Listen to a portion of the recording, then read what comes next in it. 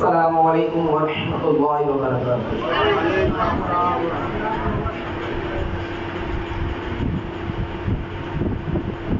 رونق اسٹیج علماء کرام، بالخصوص خلیفہ حضور قائد ملت حضرت علامہ مولانا ابراہیم رضا صاحب قبلہ، فیضان حضور حافظ ملت کا ہمیں عطا کرنے کے لیے ایک جات آئی ہوئی ہے، جس سے میری مراد حضرت علامہ مولانا مصطفیٰ قطیری صاحب قبلہ ہے۔ میں نے اس کا خلاصہ اسی لیے کیا کہ آپ لوگ عجیزی میں کہیں کشمکش میں نہ رہے، اور یہ حسن اتفاق ہے کہ آپ کو ابھی بھی فیضان حافظ ملت ہی سننا ہے اور بعد میں بھی فیضان حافظ ملت ہی سننا ہے۔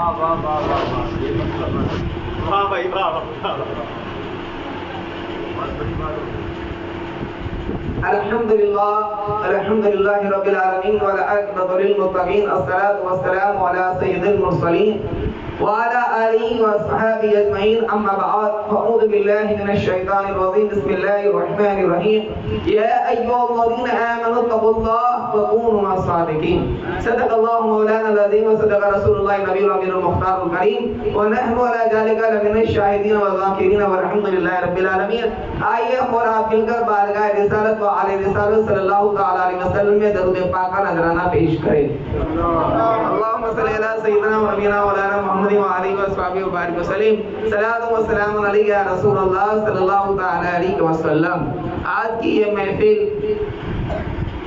ایک قادری کا بارگاہ غوث اعظم میں جانے کے استقبال کی خوشی میں، اور اسی لیے میرے امام نے کہا کہ قادری کر قادری رکھ، قادریوں میں اٹھا قدر عبدالقادری قدرت نما کے واسطے۔ اور جیسے کہ نقیب اہل سنت حافظ و قاری محمد حنیف صاحب قبلہ نے مجھے مائک پہ لانے سے پہلے لفظ مہمان کا استعمال کیا تھا، اور یہاں غالباً جتنے بیٹے ہیں اس میں سے بے شمار گواہ ہے کہ میں آج کے جلسے کا مہمان نہیں ہوں، بلکہ آپ بانی جلسہ مجھے کہے تو کہہ سکتے ہیں۔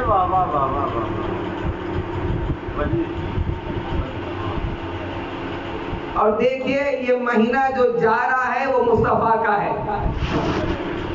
نبیوں کے سردار کا مہینے جانے کا ہے اور ولیوں کے سردار کا مہینہ آنے کا ہے۔ اور ابھی حضرت کی گفتگو حالانکہ ترتیب سے خلاف تھی، حضرت کا نمبر میرے بعد آنا چاہیے، لیکن ایک حساب سے میں درمیان میں ہوں۔ اگر پہلے والے میں گرا تو بھی کامیاب اور بعد میں آنے والے میں گرا تو بھی کامیاب۔ اسی لیے میں درمیان میں ہوں کہ ادھر والے کا بھی سپورٹ ملے گا جو بول کے گزر چکے ہیں، اور جو میرے بعد آنے والے ہیں جو اصل مقرر ہیں تو ان کے بعد اگر میرے بعد میری اصلاح ہوگی تو ان سے بھی ہو جائیں گی۔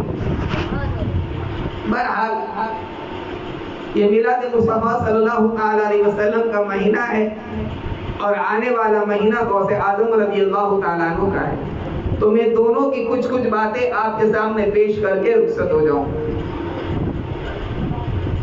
اجازت ہے؟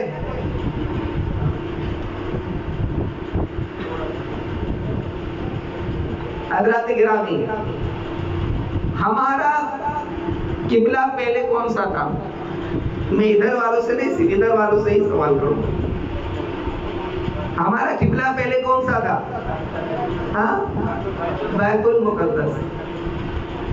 تقریباً سرکار علیہ السلام نے 17 یا 18 مہینے بیت المقدس کی طرف ہی رک کر کے نماز ادا کی، اور یہ یہودیوں عیسائیوں کے دور کا بھی قبلہ ہے، کیونکہ حضرت سلیمان علیہ السلام کا بنایا ہوا ہے۔ تو جب اللہ کے نبی صلی اللہ تعالیٰ علیہ وسلم نے 17 یا 18 مہینے تک قبلہ اول کی طرف رخ کر کے نماز ادا کر رہے تھے تو یہودیوں نے تانا کشی کرنا شروع کیا کہ یہ نیا دین لائے ہیں، نئی کتاب لائے ہیں، نئے رولز لائے ہیں، نئے رابطے اور جابطے لائے ہیں، تو پھر قبلہ ہمارا کیوں استعمال کر رہے ہیں؟ سب کچھ ان کا نیا ہے، قبلہ کیوں ہمارا استعمال کر رہے ہیں؟ اور یہی بات اللہ کے نبی صلی اللہ تعالیٰ علیہ وسلم کے کانوں کو تک پہنچتی ہے، آپ کا دل رنجیدہ ہوتا ہے۔ اور اسی وقت میں مدینہ شریف کے قریب میں ایک بستی میں دو گروہ کے اندر کچھ صلح کرانے کے غرض سے آقا دو جہاں صلی اللہ تعالیٰ علیہ وسلم تشریف لے گئے تھے، اور وہاں وقت نماز ظہر ہوا۔ آپ کے دل میں خیال تھا قبلہ بدل دیا جائے، لیکن مصطفیٰ جان رحمت اگر چاہتے، میرے آقا چاہتے تو اللہ تبارک و تعالیٰ صفا مروہ کو قبلہ بنا دیتا، نبی چاہتے تو اللہ تبارک و تعالیٰ مقام ابراہیم کو قبلہ بنا دیتا، اگر میرے مصطفیٰ چاہتے تو کسی اور چیز کو قبلہ بنا دیتا، کیونکہ میرے تاج الشریعہ فرماتے ہیں نبی مختار کل ہے، جسے جو چاہے عطا کر دے۔ یہ مصطفیٰ کی شان ہے، لیکن مصطفیٰ کا ارادہ قبلہ کو کعبہ کو قبلہ بنانا تھا۔ اب میں بتانا یہ چاہتا ہوں کہ کعبہ ہی کو قبلہ کیوں بنایا گیا، کعبہ کو قبلہ کیوں بنانے کی وجہ کیا ہوئی؟ اللہ کے نبی صلی اللہ علیہ وسلم حالت نماز میں ہے، اور 2 رکعت کے بعد آپ کو واقعہ سنانا میرا مقصد نہیں ہے، 2 رکعت کے بعد قبلہ بدل گیا ہے، قبلہ آپ نے 2 رکعت کے بعد حالت نماز میں بدلا ہے۔ صحابہ کرام پیچھے مقتدیوں کی حیثیت سے تھے، آپ نے بھی رخ بدل دیا، نبی کو بدلتا ہوا دیکھا، آپ نے بھی اپنا رخ بدل دیا۔ نماز کے بعد اللہ کے نبی صلی اللہ علیہ وسلم نے حضرت بلال حبشی رضی اللہ تعالیٰ عنہ سے پوچھا، اے بلال قبلہ کون سا ہے؟ کہا رسول اللہ حالت نماز میں وہ تھا، اور جب سلام پھیرا تو یہ تھا۔ میرے نبی نے پوچھا بلال کس کو دیکھ کر تم نے قبلہ بدلا؟ کہا میں نے حضرت عثمان غنی کو دیکھا، وہ رخ بدلے تو میں بھی بدل گیا۔ عثمان غنی سے نبی کونین نے پوچھا کہ عثمان آپ نے کس کو دیکھ کر رخ بدلا؟ کہا یا رسول اللہ صلی اللہ علیہ وسلم میں نے حضرت عمر کو دیکھا اور رخ بدلا۔ حضرت عمر سے میرے آقا نے فرمایا اے عمر تم نے کس کو دیکھ کر رخ بدلا؟ کہا میں نے مولا کائنات کو دیکھا تو رخ بدلا۔ کہا مولا علی تم نے کس کو دیکھ کر رخ بدلا؟ کہا میں ابو بکر صدیق کو دیکھا تو رخ بدلا۔ اب ابو بکر سے مصطفیٰ پوچھ رہے ہیں کہ ابو بکر بتاؤ تم نے کس کو دیکھ کر رخ بدلا؟ کہا یا رسول اللہ ہم نے خدا کو نہیں دیکھا، بس آپ جدھر جدھر ابو بکر ادھر ادھر۔ آپ کا چہرہ پلٹ گیا، ابو بکر کا بھی چہرہ پلٹ گیا، ابو بکر کا بھی چہرہ پلٹ گیا۔ اب بتانا یہ ہے کہ رسول اللہ صلی اللہ علیہ وسلم نے کی خواہش کے مطابق کعبہ قبلہ بنا۔ اب آئیے ولادت کی رات، میرے آقا صلی اللہ تعالیٰ وسلم جب اس دنیا میں تشریف لائے، اس رات جناب عبد المطلب رسول اللہ صلی اللہ علیہ وسلم کے دادا حرم کعبہ میں تھے، کعبۃ اللہ میں تھے۔ اچانک دیکھتے ہیں کہ کعبہ کی دیوار جھک گئی اور پھر سیدھی بھی ہو گئی، یعنی سجدے میں گئی ہو۔ جناب عبد المطلب فرماتے کہ میں کچھ فکر مند ہوا اور پیچھے ہٹا، کچھ دیر کے بعد کعبے کی دیوار پھر سے کھڑی ہو گئی، اور میرے کندھوں پر کسی نے دست رکھا، ہاتھ رکھا اور کہا مبارک ہو عبد المطلب، تمہارے بیٹے عبداللہ کے یہاں بیٹا پیدا ہوا۔ آواز دینے والا دکھا نہیں، اور پھر آپ نے یہ غور و فکر کیا کہ کعبہ کس طرف جھکا تھا، کعبہ کس طرف جھکا تھا۔ جناب عبد المطلب فرماتے کہ میں نے دیکھا کہ کعبہ حضرت سیدہ آمنہ، ماشاءاللہ، نعرہ تکبیر، نعرہ رسالت، نعرہ رسالت، مسلک اعلی حضرت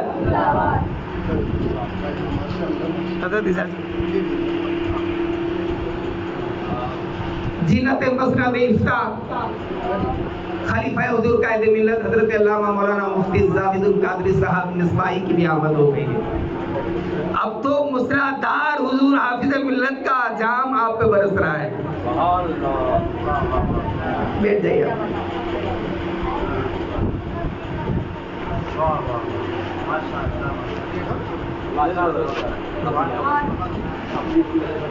حضرت عبد المطلب فرماتے ہیں کہ میں نے دیکھا کہ کعبہ جھکا تھا، سیدہ آمنہ سینا رضی اللہ تعالیٰ عنہ کے گھر کی طرف آپ کے آسانِ مقدسہ کی طرف اور کعبہ جھکا ہوا تھا اور وہیں ولادت کی خوشخبری بھی آپ کو سنائی گئی. اب آئیے یہاں آپ رک جائیے اور آپ کو میں لے چلتا ہوں کہ بیت المقدس سے کعبہ کو قبلہ بنایا گیا.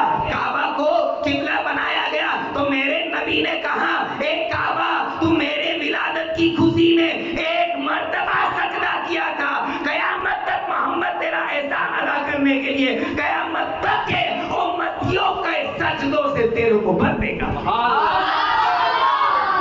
امتیوں کے سجدوں سے تیرے کو بھر دے گا.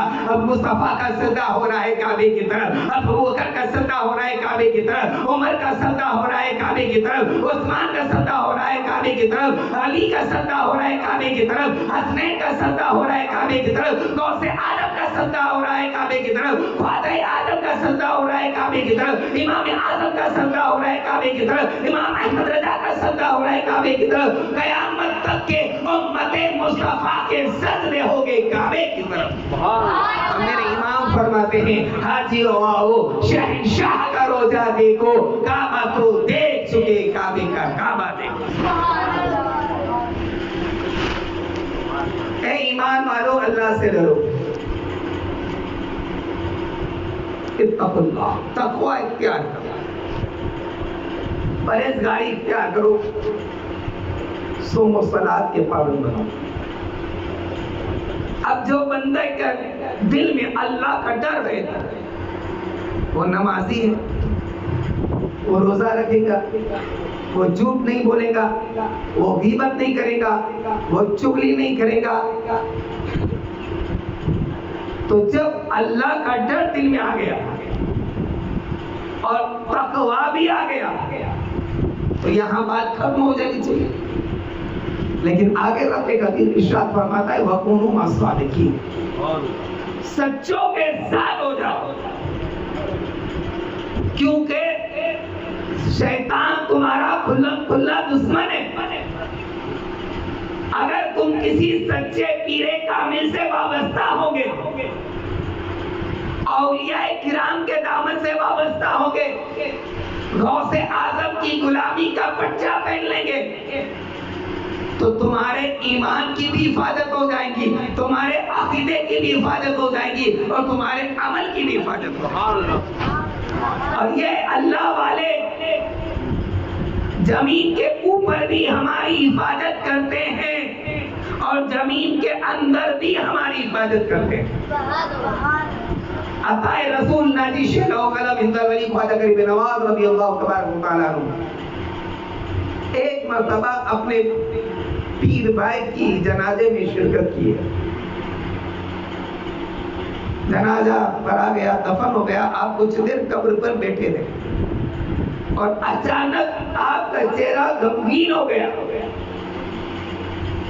آنکھوں سے اشکبار آنسو بہنے لگے. لوگ دیکھ رہے ہیں, مریدین دیکھ رہے ہیں. اس کے بعد کچھ لمحے گزرے تھے کہ آپ کے چہرے پہ مسکراہٹ آ گئی اور آپ نے کہا کہ یہ مریدی بھی کیا چیز ہے, یہ مریدی بھی کیا چیز ہے. وقت میں آ کر کہنے لگے آج تو صرف ڈھول بجنے پر ہی وزن آتا ہے مفتی صاحب, قرآن سن کے وزن نہیں آ رہا, حدیث سن کر وزن نہیں آ رہا, قوالی سن کر وزن آ رہا ہے. کیونکہ قرآن سمجھ ہی نہیں سکیں گے تو وزن کہاں سے آئے گا, حدیث سمجھے نہیں گے تو وزن کہاں سے آئے گا. بہرحال حضرت خواجہ غریب نواز رضی اللہ تعالیٰ عنہ مسکرانے لگے. مریدوں چاہنے والوں نے پوچھا کہ سرکار بات کیا ہے, پھر آپ کا چہرہ غمگین ہو گیا, پھر آپ مسکرانے لگے. کہا میرے پیر بھائی جب قبر میں گیا, نکیرین سوال و جواب کر لیے, پھر اس کو عذاب کر کب عذاب کے فرشتے آئے اس کی قبر میں اور کہا اسے عذاب دیں گے. اب عذاب دینے کے لیے لے کر جانے ہی والے تھے کہ میرے پیر و مرشد حضرت خواجہ عثمان ہارونی میرے پیر بھائی کی قبر میں پہنچتے ہیں اور کہتے ہیں میں اسے عذاب نہیں ہونے دوں گا, یہ میرا چاہنے والا ہے, یہ میرا ماننے والا ہے, یہ میرا عقیدت مند ہے. عذاب کے فرشتے کہہ رہے ہیں ہم اسے عذاب دے کے رہیں گے. حضرت فرما رہے ہیں میں اسے عذاب نہیں ہونے دوں گا. اللہ اکبر. اللہ تبارک و تعالیٰ کی بارگاہ میں ان فرشتوں نے کہا مولا کیا کرے؟ کہا اس پہ عذاب ہونے والا تھا, یہ عذاب کا حقدار تھا, لیکن میرے ولی خواجہ عثمان ہارونی کی محبت کے صدقے میں نے اس کے سارے گناہوں کو معاف کر دیا اور جہنمی سے نکال کر جنتی کر دیا. جی اسی لیے ہم کہتے ہیں کہ قادری کر قادری رکھ, قادری یوم اٹھا, قادری عبد القادر قدرت نما کے واسطے. یہ غوث اعظم کا فیضان رہے گا, غوث اعظم کی محبت کا پٹا ہمارے گلے میں رہے گا تو انشاءاللہ تعالی دنیا میں بھی آباد رہیں گے, قبر میں بھی آباد رہیں گے اور حشر میں بھی آباد رہیں گے. اور 5 منٹ برداشت کریں گے, سماعت کریں گے, سماعت.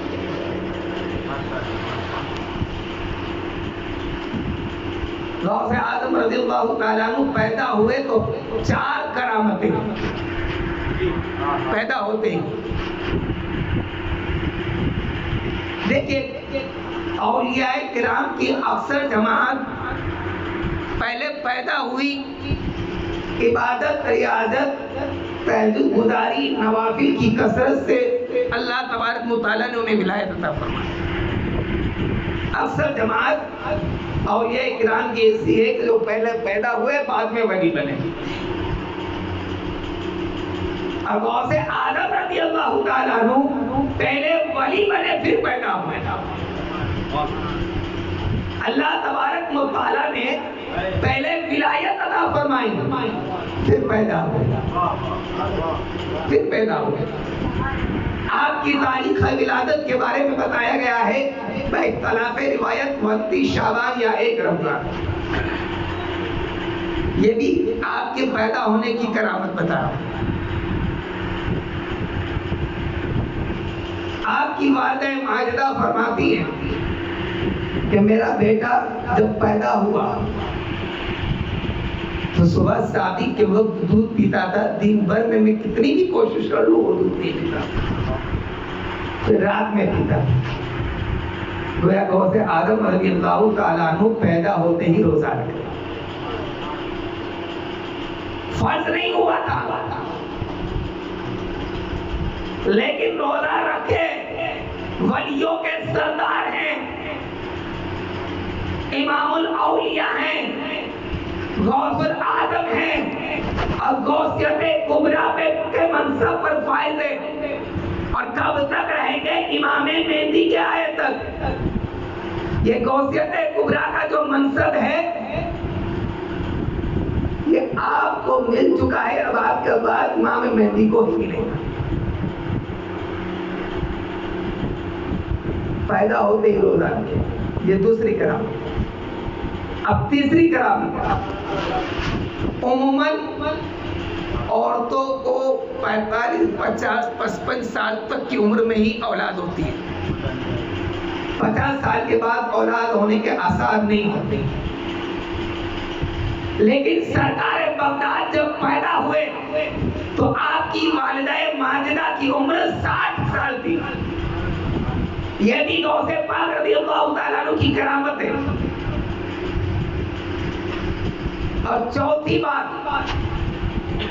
سرکار بغداد جب پیدا ہوئے تو آپ کے شانہ مبارک پر قدم مصطفیٰ کا نشان تھا اور میرے آقا کی شانہ مبارکہ پر مہر نبوت کا نشان تھا. مہر نبوت کا نشان تھا. اور سرکار بغداد جب پیدا ہوئے تو آپ کے شانہ مبارک پر قدم نبوت کا نشان تھا, قدم مصطفیٰ کا نشان تھا. اسی لیے تو امام اہل سنت کہتے ہیں وہاں کیا مرتبہ ہے غوث بالا تیرا, اونچے اونچوں کے سروں سے قدم اعلیٰ تیرا. جس کے سانوں پہ قدم مصطفیٰ آ جائے اس کے قدم تمام اولیاء کی گردن پر کیسے نہیں آتے؟ اس کے قدم تمام اولیاء کی گردن پر کیسے نہ آئے؟ وہ غوث پاک رضی اللہ تعالیٰ عنہ کی جات بابرکات ہیں جو پیدا ہوئے تو کتنی کرامتیں دکھائے. پیدا ہوتے ہی کرامتیں دکھائی. 17 پاروں یا 18 پاروں کے حافظ پیدا ہو. دیکھو تعلیم کے ساتھ ساتھ تربیت کتنی ضروری ہوتی ہے. تربیت کتنی ضروری ہوتی ہے. آپ گیلان سے، اب گیلان فارسی ہے، گیلان عربی ہے، دونوں کا میننگ ایک ہی ہے. جب بغداد شریف کے لیے علم دین سیکھنے کے لیے روانہ ہوئے، مادر جات ولی غوث العالم ولیوں کے امام تاجدار ولایت، لیکن ماں کی تربیت دیکھو کہ جب بیٹا گھر سے مدرسے کی طرف نکل رہا ہے تو ماں اسے تربیت دے رہی ہے، نصیحت کر رہی ہے کہ بیٹا زندگی میں کبھی جھوٹ مت بولنا. ہمیں بھی چاہیے کہ ہم اپنے بچوں کو یہ تعلیم سے نوازیں، یہ تعلیم سے آراستہ کرے، اپنے بچوں کو یہ سکھائے کہ بیٹا جھوٹ مت بولنا. جب غوث اعظم کی والدہ یہ تربیت دے رہی ہے. ایک مرتبہ اللہ کے نبی صلی اللہ علیہ وسلم سیدہ ایک کائنات سیدہ فاطمہ الزہرا رضی اللہ تعالیٰ عنہ کے آسن مقدسہ میں بیٹھے ہوئے،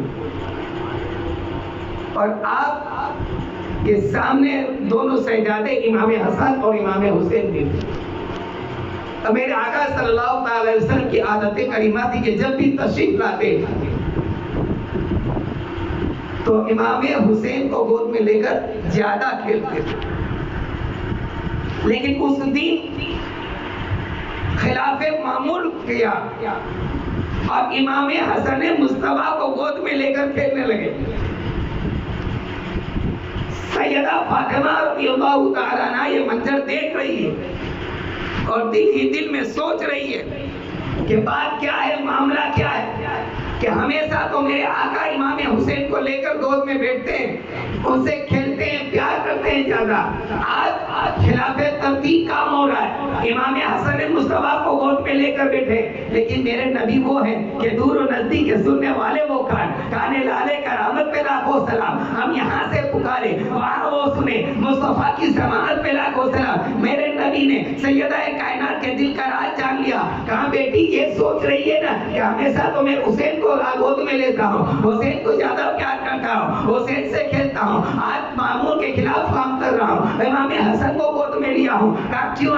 سن بیٹی، ابھی جبرائیل امین تشریف لائے تھے اور حضرت جبرائیل نے مجھ سے کہا کہ امام حسین کے خاندان میں، امام حسین کے نسل میں امام پیدا ہوتے رہیں گے، امام آتے رہیں گے. امام حسین کی نسل میں ان کے بعد امام زین العابدین آئیں گے، ان کے بعد امام محمد باقر آئیں گے، ان کے بعد امام جعفر صادق آئیں گے، ان کے بعد امام موسیٰ کاظم آئیں گے، ان کے بعد امام علی آئیں گے، ان کے بعد امام نقی آئیں گے، ان کے بعد امام تقی آئیں گے، ان کے بعد امام حسن عسکری آئیں گے. اماموں کا سلسلہ حسین پاک کی نسل میں جاری رہے گا اور ساری رہے گا. لیکن آج میں نے حسن مصطفیٰ کو گود میں لے کر زیادہ پیار اس لیے کیا کہ ابھی جبرائیل امین آئے اور مجھے خوشخبری دے کے گئے ہیں، اے حسین کی نسل میں اماموں کی تعداد بڑھتی رہے گی اور حسن کی نسل میں ایک ایسا ولی آئے گا جو مقام آپ کو نبیوں میں ہے وہ مقام اسے ولیوں میں ملے گا، اور جسے دنیا عبد القادر جیلانی کہیں گی.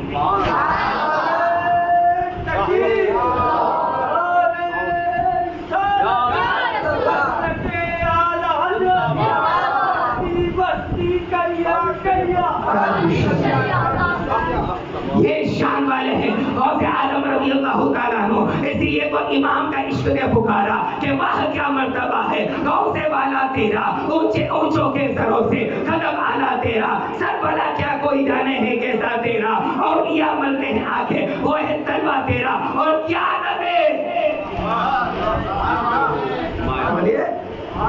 جو رضا والا ہوگا، جو نوری ہوگا، جو ازلی ہوگا، وہ کسی سے ڈر نہیں سکتا. امام نے پہلے ہی کہہ دیا کہ کیا نبی جس پہ حمایت کا ہو پنجا تیرا، کیا نبی جس پہ حمایت کا ہو پنجا تیرا، شیر کو خطرے میں لاتا نہیں کتا تیرا. استغفر اللہ ربی من کل ذنب و اتوب الیہ، لا الہ الا اللہ محمد رسول اللہ صلی اللہ علیہ وسلم وما علینا الا البلاغ. السلام علیکم ورحمۃ اللہ وبرکاتہ.